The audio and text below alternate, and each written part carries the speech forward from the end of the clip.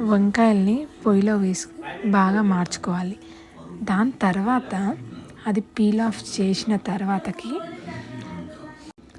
ఒక కడాయిలో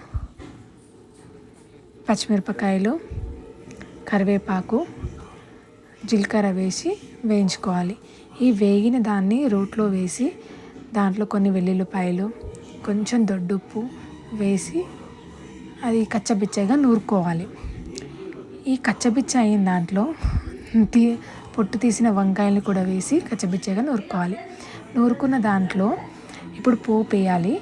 కొంచెం ఆయిల్, ఎండుమిరపకాయలు, జీలకర్ర, ఆవాలు, కొంచెం కరివేపాకు, ఎల్లిపాయలు, కొద్దిగా పసుపు